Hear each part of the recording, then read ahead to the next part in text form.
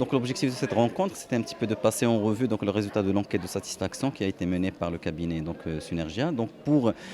étudier en fait le niveau de satisfaction donc des différents donc utilisateurs, que ce soit usagers, grand public, professionnels ou fonctionnaires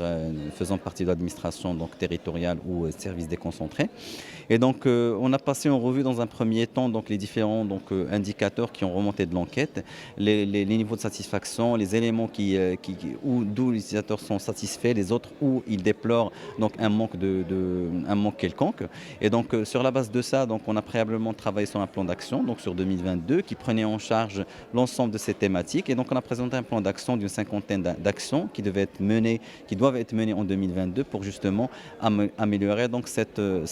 plateforme. Pour rappel, donc, la plateforme Rojas, donc, c'est une plateforme nationale qui gère la totalité du royaume, l'ensemble des communes, plus de 1300 communes, plus de 70 provinces. Et dont l'objectif, c'est de dématérialiser totalement les autorisations à caractère urbanistique et économique, en particulier les permis de construire, les permis d'habiter, les réfections, et aussi tout ce qui est délivrance des autorisations à caractère économique, ouverture d'activités économiques, affichage publicitaire, ouverture de tranchées, etc. Donc aujourd'hui, c'était une occasion de s'engager de part et d'autre sur des actions à faire pour améliorer donc, cette plateforme. Nous étions aujourd'hui dans la rencontre de la présentation des résultats de l'enquête de satisfaction des utilisateurs de la plateforme Rojas. Et donc, on a pu voir qu'il y avait un certain nombre de retours, que ce soit de l'administration ou bien des utilisateurs usagers comme les architectes et les topographes. Et nous avons pris en considération l'ensemble de ces retours pour élaborer avec la société qui gère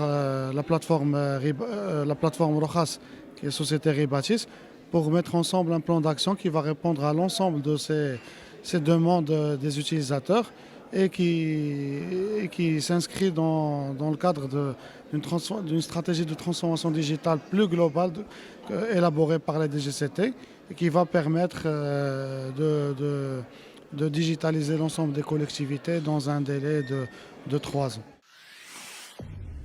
Pour suivre toute l'actualité d'EcoActu.ma, inscrivez-vous sur notre chaîne YouTube et rejoignez notre communauté sur Facebook et sur les autres réseaux sociaux.